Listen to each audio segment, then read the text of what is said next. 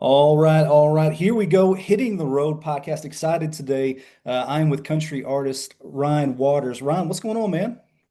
Nothing much, man. Just down here at my parents for the Thanksgiving holidays, getting ready for those, and Yep, yep. can't complain with what's going on right now. So Yeah, man. Yeah, everything's good in the world. no doubt, man. Those smells get good around the kitchen, man, and early in the mornings. And so yeah, it's a good time of year, dude. But so Ryan, one thing that we're gonna get into, man, and I know that you were a baseball guy. We'll talk about that for sure, man. But so as you know, man, stats are important in baseball. So I'm going to give some stats here to any members of the audience that may not know your work. 73 million global streams, 248,000 monthly listeners on Spotify, 1.2 million TikTok followers, 10.7 million likes, 233,000 followers on Instagram, and 487,000 followers on Facebook. Ryan, those are some stats for you. How you doing? That's even hearing you say that, it's pretty wild. Especially reflecting now that I'm back home at my parents where I grew up here in Luverne, Alabama. Mm, Just looking around at because outside this house here, it's farm fields, it's barns, it's where cows used to be. They're no longer there, but it's just growing up how I grew up to hear something like that. If you would have told me that, I don't know, 15, 20 years ago, I would have thought you were insane. yeah, yeah. I mean, dude, There's no way. There's no way, but those here are we are. unreal numbers, man. And so you mentioned like the way you were brought up and the way you were raised, man. Tell me a little bit about, your upbringing in Alabama, man. Were you a Crimson Tide guy? I know that you were, and we'll talk about baseball, but you were going to go to Troy. But tell me about your upbringing a little bit, man. Well, I was raised to say roll tide, that is for sure, and I Okay. still do. Okay. I obviously have a lot of friends that are on the other side of the fence, the orange and blue side, but we still deal with them and love them just Yep. the You same. have But to. growing up here where I grew up, I actually grew up in a little community. It's called Honorville. Okay. It's just north of Laverne. And it's one of those things where, we grew up not having a whole lot. Hmm. My grandfather was, he was um he was a farmer all of his life. Uh my uncle, everybody that was in my family was a farmer or did something on the farm, raised cattle, Yep. the whole nine. It was one of those things where you kind of either went to work or you went to work. You didn't have any other Exactly. options. There was Yeah. nothing else there but work. And it was one of those things where, I grew up, like I said, in a very rural area outside of Laverne. Laverne is a small city too, by the way. I don't know if you've ever heard of Luverne, Alabama. I haven't, man. It's it's blink you miss it kind of thing. I think it's got three stoplights now and had one when I was growing up. But Yeah. yeah, I grew up in the you know I actually found this kind of interesting. A lot of the states around this area in particular are um are classified like the high school system is classified like into 2A, 1A, stuff like that. Yeah. Do I still got you on here? Yeah. You got me. Yeah. I'm getting a phone call. I'm so sorry. You're good, man. I know we can block this out, but I'm Yeah. trying to We get you can. back where I can see you. Give me 1 second, brother. You're good, man. It's another Nashville number two calling me. Okay. Why? I think I can. Let's see. I think I can see you good enough now. But anyways, kind of back on that. I grew up in a town where people didn't go and do music for a Yeah. living. They either went to work. Some of them went to college. I did get the opportunity to go and go to a junior college to play baseball when I first got out of high school, and then I ended up moving on to Troy University, and I got my degree back in 2016. But I'm not using that now. I'm singing Sure. country music on the road. So Yeah. Well, man, I mean, coming from a small town like that, you mentioned like the work, you either work or you work kind of thing. I'm from Texas originally, and my grandparents they had a small farm, a little bit west of Fort Worth, Texas, and mhm. they had about 20 acres.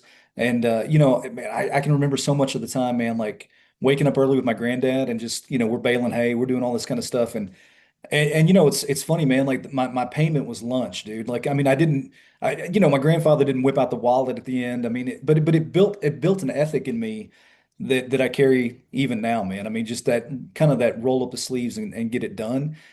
Did you kind of learn like a similar ethic that you take not only just to baseball, but even now, with music? I think I think the person and obviously my father has been a hard worker his entire life, but one of the people that really I guess had an impact on even my father was his father-in-law, my grandfather. I mean, he passed away this past year, but he Mm. was 98 when he passed. I Yeah, mean, and up into his, even early 90s, he was still outside working. yeah, I mean, swinging a bush hook like, you know, my mom, she used to almost have, I mean, it would give her just, she would get so upset. She'd see him outside swinging that thing. He's 92 years old. Like, yeah, what are you doing? right. But that's the only thing he knew was to work for a living. And, you're not, he kind of grew up, with the mentality you're not given anything. Mm. You earn everything that you Yeah, get. And I thank the good Lord for that because it really, the music industry in itself is not an easy career to make it in. yeah, It's a tough world, especially Nashville. It's a tough place. I mean, there's good people in Nashville, don't get me wrong, but it's a tough mm. industry to try and make it in. And if you don't have a good work ethic, you're going to be you're going to be weeded out really quickly Yeah, when you get to Nashville. And I think that's one of the main things, I guess, from somebody that helped raise me that just is the reason where for where I'm sitting at right now and why I will continue to push to grow. I'm not saying I'm going to be the biggest star that there ever was, but I don't, my ceiling hasn't been reached yet. yeah. I And love I, that. I credit, most of that to my parents and my grandfather. Yeah, no, I love that. Yeah, dude, I had a very similar my grandfather one of my grandfathers was and he was part of that greatest generation, kind of the last of it. And I remember he called me one day, he was 93, and he said that he was going to climb up on his roof and he was going to clean his chimney out. And I said, "What is wrong with you? Like you can't do that." He said, "Well, listen," he said, "respectfully." He said, "I've spent a lot of time on this earth and I know more than you do." And I was like, Yeah. Go but for yeah, it. yeah, exactly. But no, man, I like you, man. I thank my parents and I thank my grandparents and the good Lord for some of that ethic. And when you were kind of growing up, you mentioned, we kind of hinted around it, but you played baseball, went to junior college, you went to Troy. What position? I'm just out of curiosity because I was a baseball guy, man. What position did you play? So I was outfield for most of my high school career, and for some reason, when I got to college, they moved me straight behind the plate to catcher. Okay, okay, Honestly, I was more of a hitter than anything else. I think that was really why I went to college. Obviously, I played really good in the outfield, but for some reason, when I got to LBW down in Andalusia, Alabama, he was like, "Man, you've got a stocky frame. You'd be perfect behind the plate." hit your backstop, yeah, And I had played a lot behind the plate when I was 11 and 12, 13 years old, sure, but I hadn't played any since then. So sure, I had to completely relearn a position in order to play, but I yeah, did. It worked out for as yeah, long as it did. And then I figured at the time, I was a bit of an idiot when I got to college. I think that I found the pretty girls and mm, the parties and the stuff were what kept me engaged sure, in sure, school.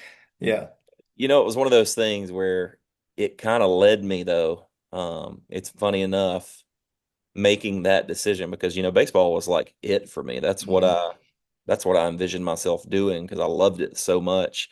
When I gave that up, I had to find something else. yeah, And that's when I picked up. I had already been playing the guitar, and one of the hardest things for me to do to learn coming up was to play and sing together. I mm, still think that's people don't understand how difficult that is, yeah, but um, when I got that, about that second or third year of college, I started writing songs and I okay, started getting like, really interested in the craft of writing songs. I knew nothing about it. But I knew after I wrote two or three of them, I said, I think I can do this. I think I can do this for a living. And it wasn't until about 2018, a couple of years after I got out of school, that I released a song and people, it started turning people's heads like, hey, this kid can write. yeah, And I've been doing it ever since. So it was kind of funny how one thing led to a completely other. Uh, yeah. just a change in my life, Yeah, and man, you know what's funny is like, and dude, I don't want to just like, just clown on, but it's so funny, man, because you do hear pe people's stories. A lot of times, music artists that come to Nashville or whatever, they're just like, man, I tore my labrum, man. I was going to go pro, or, rip my ACL, dude. I mean, it happens. And then I was, and there's this like kind of this elaborate story of how they were going to go do something in sports, and then it's just like, and then it led me to country music because it flamed out. But the reality is though, man, like I mean, you could play, right? I mean, like you were, Yeah. I mean, so when and I'm just kind of curious too because like, and again, this is just a nerdy baseball conversation, but when they moved you behind the plate, because that happened to me when I was younger. I got moved behind the plate. I played third base all my life, and man, my coaches just threw junk, and I was getting hit everywhere, man. I mean, I was getting hit in my shins. I mean, everywhere, my under, everywhere, man. But the funny thing was, it made me a better hitter. I mean, in a strange way, it made me a better hitter. I mean, so do you feel like when you're kind of moved out of your comfort zone, whether it's in baseball or whether it's in music, being moved out of your comfort zone has been a help to you? I think so. I think one of the, and this is just a caveat, I think one of the things that I will always remember from, and his name was Coach Helms, there at LBW. I believe his first name was Steve, but our coach there at LBW, one of the things that he did when you were hitting, um, he had a drill, and mind you, there was like a there was a pitching machine Mm. throwing those hard. I mean, they're rubber and they're Yeah, not to hurt as bad, not but the when not the ones with the dimples, or was the it was one? the ones with the dimples, Yeah, yeah, you know, when those things are coming out of there, if they're coming out of there 80, 90 miles an hour, it's still going to hurt if yeah, it is. totally. Well, we had a drill where you got in the batter's box and he purposefully like aimed it inside at you. Yeah. And if you moved out of the way of it, you had to take one off the back the next time. Oh gosh. Yeah. So I will say this, that drill alone made me not scared of a baseball ever So again. totally, totally, totally. Well, I mean, and man, so you mentioned that when baseball kind of ends, you mentioned you start writing, you release new music, and I saw somewhere and remind me, man, but like, didn't your sister kind of play a role in kind of get helping you get some traction and getting some momentum? Well, I had been from probably the year 2018 till about 2020. I had been playing live shows. I'd got a version of the Ryan Waters band together, and we were going out playing covers, and we'd play a few of the songs that I wrote around all around Alabama. We'd go down to Florida. We played in the Panhandle quite a bit, but it wasn't until COVID hit, and my sister kept telling me that I needed to get TikTok. Get Okay, TikTok. sure. I'm seeing a lot of people on here that are, there's good things happening for them right now. And to me, it was one of those things where I'm not getting on there and dancing and Yeah. doing that, doing that stuff. But fast forward to 2021, I've had the app probably 5 or 6 months at this point, and I wrote this song called "Chevrolet You Down." Yep. And all we had of the song was we went in and I did the first half of the song. I don't even believe we hadn't even written the other half of the song to this point. So there was Man. still a verse Yeah. missing. Obviously, you throw the chorus over, but there was still a verse missing. And I told my producer at the time, I said, "Is there any way we can get like a good little piece of this song that I can put on social media?" And he said, "Yeah." So he got in and he sent me an MP3 of the song, and it, like I said, it was just the first verse and first chorus. That's all it was, and I Yeah. threw it up one afternoon. I think it was like, I don't know, 3 or 4 in the afternoon. I had all my notifications turned off then. Okay. Um, I wake up to a phone call. It's like 5 a.m. the next morning, and I don't usually get up till even 6 when I was Sure. like working a full-time job then. But I answer it, and I'm like, "Hello," and he goes, "Dude, have you seen it?" And I was like, "Dude, it's 5 a.m. What do you mean? I haven't seen anything."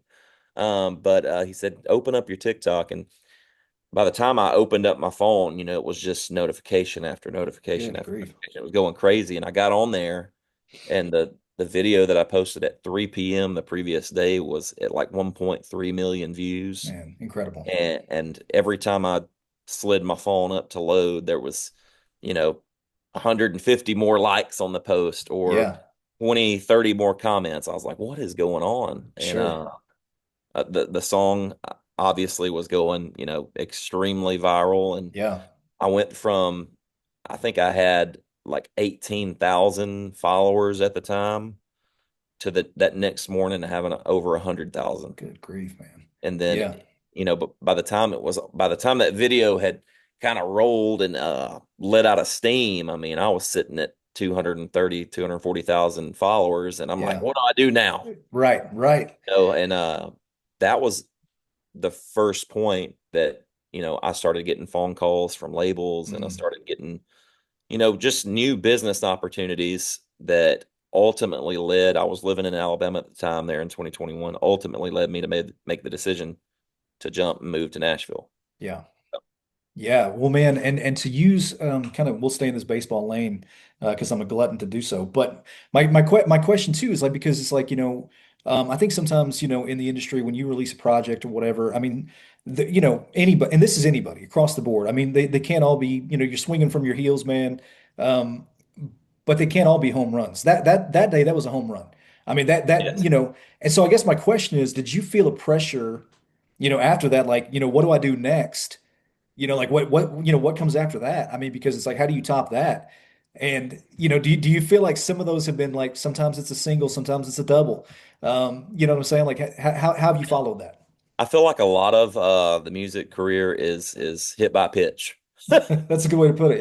Yeah, You're just taking whatever the good Lord gives you. sure. You take your base when you get it, and then eh, that was a home run for Yeah, sure. That was the first home run of the career. totally.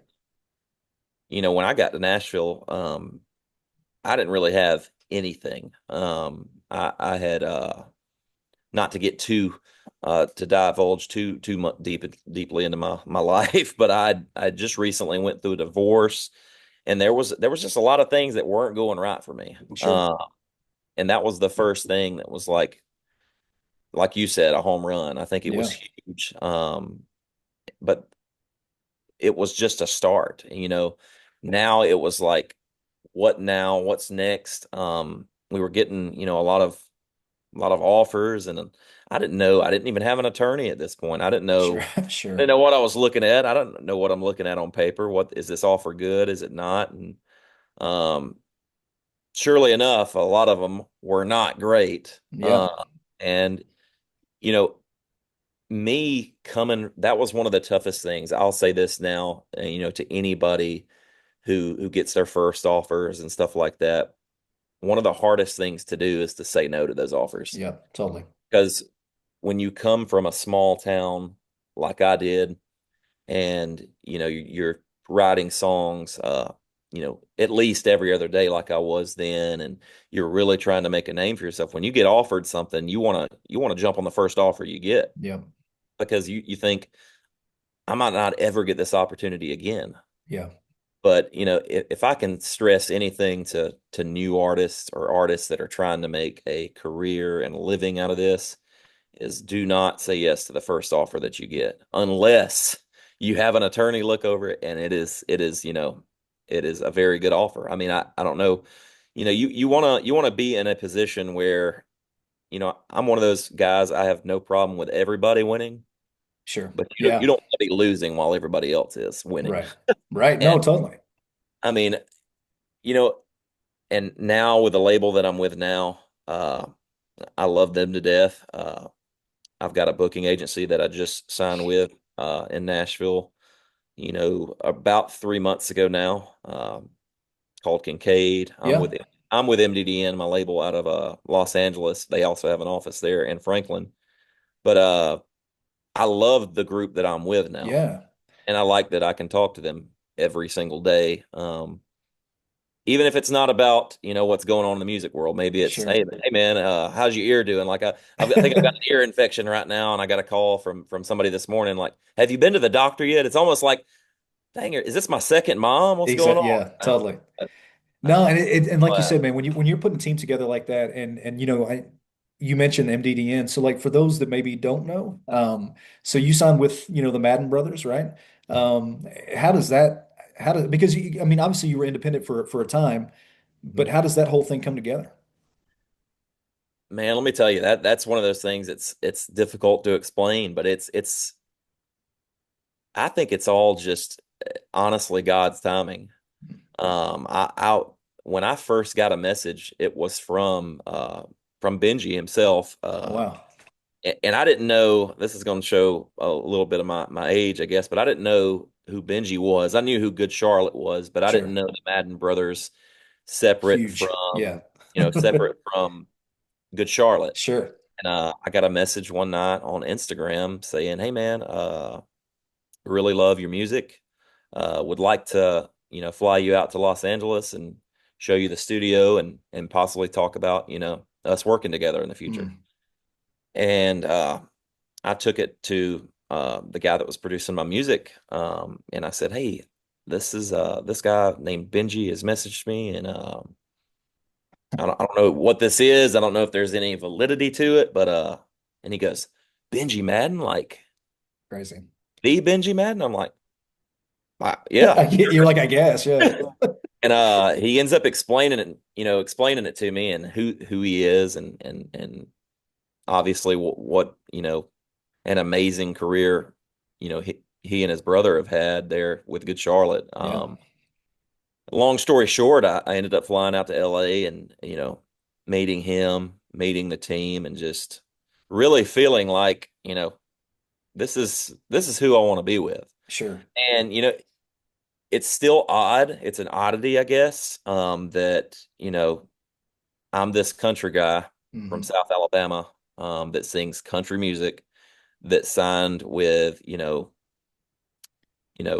Benji Madden and Joel Madden uh, of Good Charlotte. Sure. That when I tell people that, they're like, "How did that even happen?" And I'm like, to be honest with you, I don't know. Yeah. But Benji said that he was scrolling through Instagram one night, and he said it was like, actually, he said it was one morning. He said it was like 2 or 3 a.m. He said he was just laying in his bed scrolling through Instagram Reels, and he came across one of me singing "Chasing Cars," Yeah. and he said, "This dude's voice is awesome. I want to see if we can work with him." And I guess the rest is kind of history. Yeah. You know, it's amazing that it's amazing, and I guess it's one of those blessing and a curse things that social media is so huge right now Yeah. Massive. Yeah. because it can do really great things for you or it can do really bad things for you. Sure, totally. Well, and let me ask you because and listen, that meeting that you took with them out in Los Angeles, it may be a blur even. Some little, elements of it may be a blur to you, but I guess my curiosity is like, did Benji or any member of his team did they ever give you like a hard sell or some points of like, hey, this is why you should be here? Or was it just a sit down and comfortable from the get-go? Nope. And there was no real hard sell. Obviously, they expressed that they really wanted to work with me and they thought they could help me, further my career, Yeah. which, that's the position that they're in. That they're not only my label, they're my management team as Hmm. well. So it was, and I'd never really had or been in a position to have management or I had an attorney at this point, but I didn't have anything else. I had songs that were going viral. I had Mm. no, idea how they were. I was just putting videos on, TikTok, Instagram, Facebook, and you know, at one point there, I almost got to 1 million monthly listeners. And Wow. it's one of those things though, where this game, you have to have a good team in order to Yeah. stay relevant, Yeah. in order to stay on top, because these waves they come and go. Sure. What's hard to do is build a career, even like Good Charlotte did, where you stay relevant for 20, 30 plus years. You Yeah. want to stay relevant for a while. You don't want to just be a flash in the pan. Yeah. And I think that, that's one of the things. We've got songs that are about to come out, and we've got one song that's coming out here at the end of 2025. And we've got just a ton of more songs that are, set to release in 2026. Mm. And we finally, it took a few, I'll say it took a couple years, but we have a plan now of where we go from here, kind of thing. And it's one of Yeah. those things where everybody has to get to know each other. Everybody has to know how you work, how they work, and how they work, how we work together. I think it is key in this because I mean, one of the things I think that was not really a hard transition, but I'm not from Los Angeles. Yeah, totally. I'm from LA, but it's lower Alabama. That's Yeah, where I'm from. yeah. And when I talk to them on the phone, it's funny because I got this country, almost hick-like accent. They're like, "What did he say?" Yeah, But uh, we've really developed like a really incredible relationship, and now they've got me with a really good booking agency, like I said, there in town, and yeah, I just feel like 2026 is going to be huge for us sure. because this will be the first time, for the past, yeah, 4 years, 4 or 5 years, I've been booking every show myself. Yeah, it's hard. Me or, there was a couple members of the band, even my TM now, Caitlin, she has been working tirelessly with her own day job and for me to try and find me shows. And that's what we've done now for the last, Yeah, 2 years is she's helped me and we've been making phone calls and just keeping our head down and booking shows. And now that we got somebody that can come in and take, at least one stressor out of, the equation, I think all that's left to do is to just keep writing good music, yeah. keep putting it out timely and let God handle the rest. Yeah, yeah, love that, man. Well, and so let me ask you this too, because like before you signed with Madden, obviously, man, seemingly you're streaming well, right? But like you said, there's such a give and take there because you're having to pull all the levers. You don't have a team really yet, but I guess my question is like when you decided, hey, I'm going to give up that independence, which there may have been a dozen good benefits that come with that, but but I'm going to trade it off for a team. I'm going to give up that independence. Did the team at Madden, did they set it up in such a way that like, as an artist, as a creative, did they give you license to do what you want to do, almost as if you were an independent? Like, do you See, still that have is that is the great thing about the leaders of the company being artists themselves because and I heard even some of their stories from earlier on in their career where there was just complete horror stories, whether they were taken advantage of or whether, that there's all, and that's probably with every big artist, but the fact that, that they lead the company and they're really so intertwined with what actually goes on in the company, I think it makes it better on their artists because you know, that's one of the things that I didn't feel that I felt in other meetings. In other meetings, I felt like I was being taken advantage of. I felt yeah, like I was losing all of my creative control.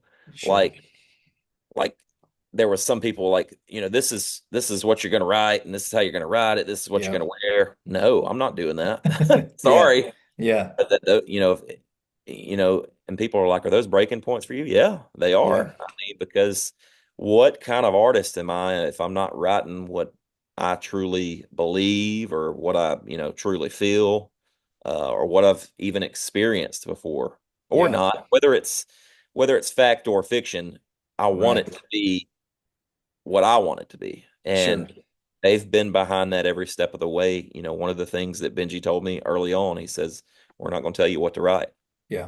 We're not going to tell you how to sing it. We're not going to tell you, anything like that. We want you to be as you as possible. Right. And Right. and I've gotten to be me. And I think if that's one more just little bit of advice, when you go to sign with a record company or a record deal of any kind, make sure you have the creative control because Yeah. at the end of Totally. the day, I think there's a certain extent of to where being told what to do is fine because you need guidance, but the artist needs to be able to Yeah. continue writing about what they love Yeah. because it's Yeah. at that point it's you lose all of the authenticity if you got somebody else telling you what to write about. Yeah. And man, so when you're in meetings like that, and let's just you mentioned you took meetings with other labels as well, and it's like there's a difference between a negotiation, and then you start feeling that compromise creeping up in you. when you're hearing certain things, and it's like you said, you don't want to just necessarily jump at the first thing that you see because if they're asking you to compromise artistically, if they're asking you, like you said, I mean, down to your dress code, Yeah. it's just like, man, this may not be the situation for me, and that's hard. That's hard for new artists to turn down. Um, Well, I've even had, and I won't, obviously, I'm not going to mention any names, but one of the first offers that I got, somebody told me, and this is when Chevrolet You Down was, I don't even think it had cracked like 20,000 streams yet. Like it wasn't, it had just come out. sure. Like it had just come out. And we had had communication with, this group, and one of them got on there and said, if you don't do this, you're going to fizzle out in the next 6 months. Like you either sign this or, you're not going to be anything. And I'm like, Mm. well, I'd rather not be anything than be with you now after that Yeah, comment. But yeah, to see, now that it's still on the top three streamers across Apple, Spotify, and everything, and it's yeah, got, you know, 20 plus million streams, I'm like, I don't think it fizzled out there, bud. yeah, Didn't yeah. No, fizzle out. that's It did nothing but climb. And I'm really thankful that I said no when I needed to say no. And you know, obviously, this is one of those things. I'm a Christian. yep, I obviously I'm a believer, and I pray when every night before I go to bed and every morning before I get up. And it's one of those things where at the end of the day, I pray for guidance on what to say yes to and what to say, yep. ultimately no to. So Yeah. Yeah. I mean, that's a good word, man, because it's like not every door that opens is the right one. And man, I wanted to ask you too, as far as like, kind of the process, your process as you've been putting out music now for a while. I mean, you've had singles that have gone, that have had, like you said, millions of streams. I mean, like, Tomorrow's Not Tonight, like you mentioned, Chevrolet You Down. Like, I mean, you've had, but also, man, one thing that I've kind of noticed is, and this is kind of, I mean, obviously it's kind of a trend. There's a method to it. There's a method to the crazy. But it's like, you've put out selective covers. You see that more and more. I mean, but listen, I mean, a lot of artists do covers, but you see a lot of artists that are putting out original music like you are. I mean, being selective in what they're putting out with respect to the cover. And I think a lot happens. It's like when you're doing that, and I'd like to hear you speak into it because it's like, number one, it's a song that probably resonates with you as an artist. It's something that pays homage to the artist that came before you.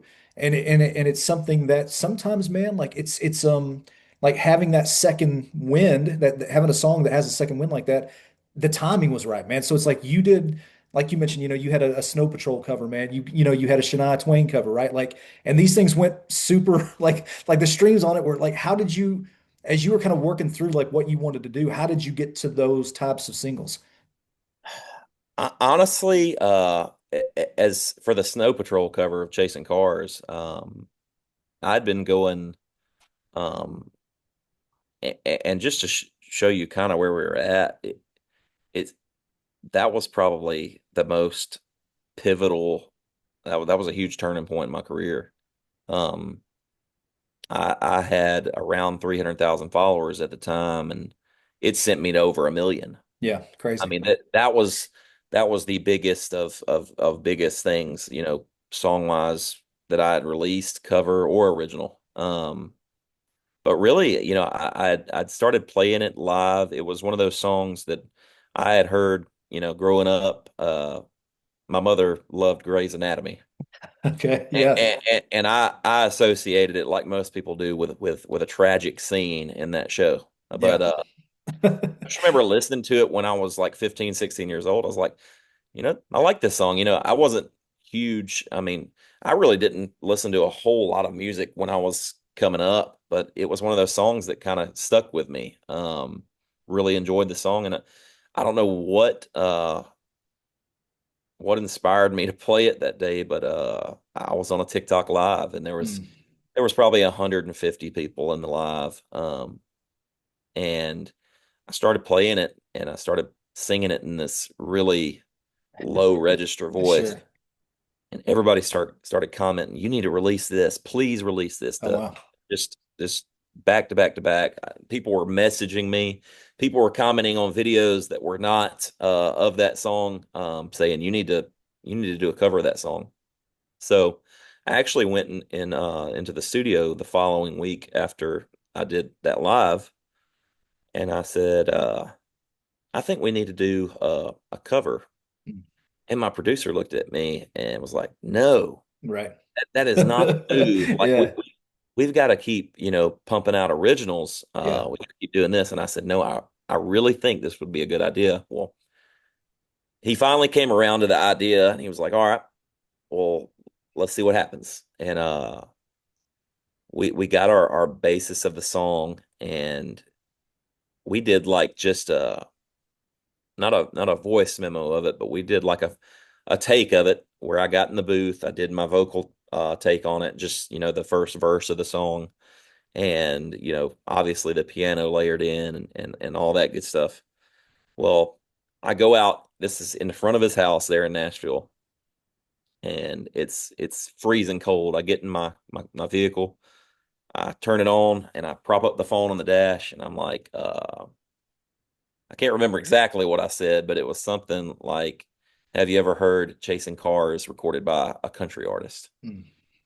And I go back inside, and like 20 minutes later, I'm just looking at my phone, and it just starts going haywire. Yeah. Um, that video today is obviously the biggest video that I've ever had on any platform, over 17 Whew, million. let's go. Let's go. Uh, and you're talking about somebody that went from 300,000 on Instagram to over a million, from like 20,000 on Instagram to over 200,000. Like, I Insane. saw it across every board. Facebook too. Facebook went from like 10,000 followers to, I think it was like 285 then. It was insane, the growth that we were seeing. Right. And my monthly listener count was going up 20 to 30,000 people a day. Whew, I come mean, on, to the point of, we got up, I think, to 801,000 at one point, and I'm like, man.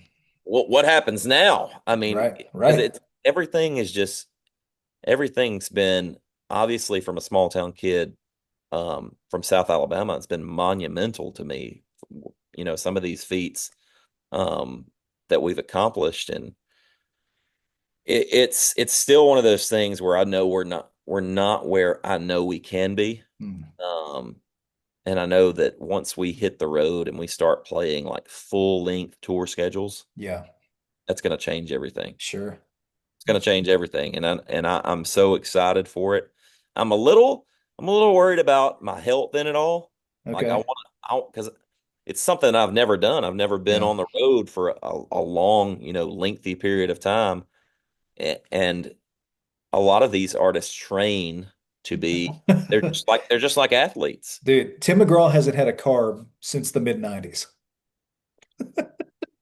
You know what I'm I'm saying? gonna forget how to drive. I know, man. No, yeah. I mean, and dude, yeah, there is such a like. I think it's an interesting kind of point that you bring up, man. But because it's like, I want to say that Jelly Roll came up. He said something recently that like, man, he was just exhausted. Like I mean, he was just so tired. And I mean, and dude, to his credit, he's lost a lot of weight. He's put himself in a better position to be able to take the grind of the tour. But it's a great point that you make because I don't think people understand. I mean, there are days, man, that you're playing back-to-back cities, but some days maybe you get a gap in between where maybe you've got a travel day or whatever, but it can grind on you, man. Well, and I've seen a lot, obviously, over the past few years. You've seen a lot of artists that have had to cancel shows or Yeah, totally, cancel sections of their tours, but we're just people like everybody else. We totally. get sick, we get hoarse, we can't talk. And that's literally, quite literally, our moneymaker. That is Yeah. what everybody's there to hear, is our voice. And if we don't have it, obviously we can't Mhm. perform it. And I know that's got to be. I haven't experienced it on that level where I had to cancel a really big show, but I have a lot of I just respect the artists that are able to get on in front of all of their following and say, "Hey, look, I can't do it tonight." Yeah. Like, Yeah. I think I was watching a video of Luke Combs. May have been either last year or a couple years ago, where he came out to the crowd and he said, "Look, I'm going to refund all your tickets. Oh We're going wow. to have this show again, Yeah. but I can't go tonight. Yeah. Yeah. And Well, and let me ask you this, man, because I know that, I mean, we're creeping right up to 2026, and I know you want to tour in 2026. Like, you mentioned Kincaid, you mentioned you've got people behind you. What does for you, I mean, and when I say like not just a successful touring year, but I think even striking a balance with what you just said, just kind of between your health, between I mean the fact that, you've got obviously you're a musician, man, but it's not the only thing you do. You've got other interests, you've got a personal life, you've got family, like, we just talked, you're sitting at mom and dad's house right now, but it's like, how do you find that balance between, the road and the grind and really the rest of your life? I think it's extremely difficult. I mean, and in my life in particular, my sister lives in Nebraska, my parents live in Alabama. Luckily, I have my fiance that lives with me, in Nashville. But other than that, everybody's so spread out, and when you're gone a lot, um, I'm lucky enough to have, uh, my parents have pretty flexible jobs. If I have a show in or even remotely close to the area, most of the time they try to make it. Um, but for the most part, it's a really difficult. It is a grind, like you were saying. It's a Yeah. grind. And there's days where you get up and you're like, I really don't want to do this today, Yeah, totally. but you have to go out there and do it because it's at some point. I think one of the things that helps me, that keeps me driven about it, is that there's people out there that that buy the ticket, they buy the merch, they expect to see you there, and you know, however it may be, whether I'm sick or not, that's one of the things. That's why I respected that moment from Luke so much, is Yeah. that he was going through it. He could barely talk. He knew he couldn't sing, but he went out face to face and Yeah. told the crowd, "Hey, look, I will stay here and sign every autograph. I will do everything. I'll Sure. refund the tickets. We're gonna play the show again. It just won't be tonight." See, that to me, that's how much respect did he gain from them Yeah. fans? Obviously, you're going to have people that are like, "Oh, I'm never listening to him again." Yeah. No, they're not. They'll be there. Yeah. Well, you know what's Yeah. funny, man? It's like I know we talked about baseball a little bit, but it's just like, you think about, when a pitcher gets, whatever, he gets fatigue, his, elbow fatigue or whatever, you miss a start, right? Like you said, we're regular people, right? I mean, like you miss a start, maybe two, whatever, maybe you go on the IL because like, or the injured reserve, I should say, because it's like, you've just given it all you've got. And I think that there's a certain humility that comes along with saying, "Hey, man, as much as I want to bring to you the value that you've paid your hard-earned money for, I ain't got it." And, I mean, that's such a like, yeah, that's next level humility, I think. and on these bigger tours, I think obviously what I didn't see when I was a fan is what I'm now seeing as an artist. It is like there's not just work when you're going onto the stage. Yeah, yeah, A lot of these bigger artists that are going on these mega tours, they are with a vocal coach on the days that they're not yeah, singing, figuring out ways to save their voice, figuring out ways to just, I mean, it truly is. And I think that's why a lot of athletes transition yeah. to Makes music sense. from sports, because you're an athlete in the shape, in the form of, like, you have to still take care of yourself, still Mm, eat right, still, exercise to a certain extent, like your voice and the things that you're doing now. And I think that it's just, that's why it's so closely correlates with sports. And yeah, I totally. think that's one of the very reasons that I was so drawn to it. Yeah, that makes sense, man. Well, man, let me ask you because, and again, and I appreciate you taking the time. So, in an ideal space, in an ideal world, man, I mean, I know you got your fiance. Do we have plans to get married? What does that look like? It's looking like 2026, but Let's we're gonna have go. to we're gonna have to work it around the tour schedule for sure. Okay, That's one of the nightmares. gotcha. And you think once you get married, I mean, you're going to call Nashville home? You're going to come, call Alabama home? What are we thinking? I think we're gonna call Nashville home, or somewhere outside of Nashville, Sure. maybe the Spring Hill area, somewhere just close enough that we can, be to the city whenever we need Yep. to be, but still far enough out that I feel like I'm in the country still.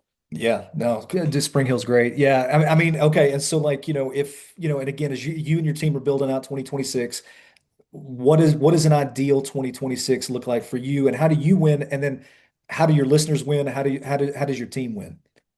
An ideal 2026 for me, and how my team would be considered having a win. I think having a full tour schedule, obviously, and I know that Kincaid is working long hours and tirelessly on making sure that happens.